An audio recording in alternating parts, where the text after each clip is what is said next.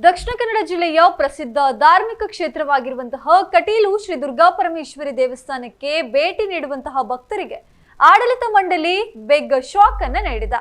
ದಿನದಿಂದ ದಿನಕ್ಕೆ ಹೆಚ್ಚುತ್ತಾ ಇರುವ ಜನಸಂದಣಿಯನ್ನು ನಿಯಂತ್ರಿಸುವ ಹಾಗೂ ಕ್ಷೇತ್ರದ ದಿವ್ಯ ಪಾವಿತ್ರತೆಯನ್ನು ಕಾಪಾಡುವ ನಿಟ್ಟಿನಲ್ಲಿ ಅತ್ಯಂತ ಕಠಿಣ ನಿಯಮಾವಳಿಗಳನ್ನು ಜಾರಿಗೆ ತರಲಾಗಿದೆ. ಹೌದು, ಮೊಬೈಲ್ ನಿಷೇಧದಿಂದ ಹಿಡಿದು ಡ್ರೆಸ್ ಕೋಡಿನವರೆಗಿನ ಈ ಹೊಸ ಗೈಡ್ಲೈನ್ಸ್ ತಿಳಿಯದೆ ದೇವಸ್ಥಾನಕ್ಕೆ ಹೋದರೆ ಭಕ್ತರು ದರ್ಶನ ಸಿಗದೆ ಪರದಾಡುವ ಸಾಧ್ಯತೆ ಇದೆ. ಹಾಗಾಗಿ ಕ್ಷೇತ್ರಕ್ಕೆ ಹೊರಡುವ ಮುನ್ನ ನೀವು ಪಾಲಿಸಬೇಕಾದ ಸಂಪೂರ್ಣ ವಿವರ ಇಲ್ಲಿದೆ.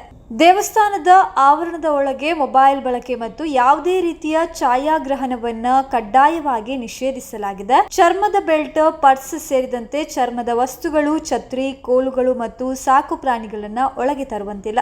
ದೇವಸ್ಥಾನದ ಒಳಗೆ ಮತ್ತು ಹೊರಗೆ ಎಳನೀರು ಕುಡಿಯುವಂಥದ್ದು, ಧೂಮಪಾನ ಮಾಡುವಂಥದ್ದು, ಗುಟ್ಕಾ, ತಂಬಾಕು ಜಗಿಯುವಂಥದ್ದು ಹಾಗೂ ಉಗುಳೋದನ್ನ ಕಂಪ್ಲೀಟ್ ಆಗಿ ಬ್ಯಾನ್ ಮಾಡಲಾಗಿದೆ. ಇನ್ನು ಶ್ರೀದೇವಿಯ ದರ್ಶನಕ್ಕೆ ಬರುವಂತಹ ಭಕ್ತರು ಸಾಂಪ್ರದಾಯಿಕ ಪದ್ಧತಿಗಳನ್ನು ಪಾಲಿಸುವಂಥದ್ದು ಕಡ್ಡಾಯ ಆಗಿದೆ. ಭಕ್ತರು ಕಡ್ಡಾಯವಾಗಿ ಭಾರತೀಯ ಸಾಂಪ್ರದಾಯಿಕ ಉಡುಪುಗಳನ್ನು ಧರಿಸಿ ಮಾತ್ರ ದೇವಸ್ಥಾನಕ್ಕೆ ಬರಬೇಕು. ಆಧುನಿಕ ಹಾಗೂ ಅಸಭ್ಯ ಉಡುಪುಗಳಿಗೆ ಅವಕಾಶ ಇಲ್ಲ. ಮಾಂಸಾಹಾರ ಸೇವನೆ ಮಾಡಿದವರಿಗೆ ಮತ್ತು ಮದ್ಯಪಾನ ಮಾಡಿದವರಿಗೆ ಕ್ಷೇತ್ರ ಪ್ರವೇಶವಿಲ್ಲ. ದೇವಸ್ಥಾನಕ್ಕೆ ಬರುವ ಮುನ್ನ ಸ್ನಾನ ಮಾಡುವ ಕಡ್ಡಾಯ. ಒಂದು ವೇಳೆ ಮೃತ ಶರೀರದ ದರ್ಶನ ಪಡೆದಿದ್ರೆ ಅಂದು ಸ್ನಾನ ಮಾಡದೆ ದೇವಸ್ಥಾನ ಪ್ರವೇಶಿಸುವಂತಿಲ್ಲ. ಇನ್ನು ಗರ್ಭಿಣಿ ಮಹಿಳೆಯರಿಗೆ 7 ತಿಂಗಳ ಬಳಿಕ ದೇವಸ್ಥಾನಕ್ಕೆ ಬರಲು ಅವಕಾಶ ಇರುವುದಿಲ್ಲ. ಮಹಿಳಾ ಭಕ್ತರು ಮುಟ್ಟಿನ ಅವಧಿಯ 5 ದಿನಗಳವರೆಗೆ ಹಾಗೂ ಕುಟುಂಬದಲ್ಲಿ ಮರಣ ಮತ್ತು ಜನನ ಸೂತಕ ಇರುವ ದಿನದಲ್ಲಿ ದೇವಸ್ಥಾನದ ಒಳಗೆ ಪ್ರವೇಶಿಸಬಾರದು ಎಂದು ಆಡಳಿತ ಮಂಡಳಿ ತಿಳಿಸಿದೆ. ಇನ್ನು ಶ್ರೀದೇವಿಗೆ ಕೇವಲ ಬಾಳೆ ಹಗ್ಗದಲ್ಲಿ ನೈಸರ್ಗಿಕವಾಗಿ ನೇಯ್ದ ಮಲ್ಲಿಗೆ ಹೂವನ್ನು ಮಾತ್ರ ಅರ್ಪಿಸಬೇಕು. ಬೇರೆ ದಾರ ಬಳಸಿ ಕಟ್ಟಿದ ಹೂಗಳನ್ನು ಸ್ವೀಕರಿಸಲಾಗುವುದಿಲ್ಲ.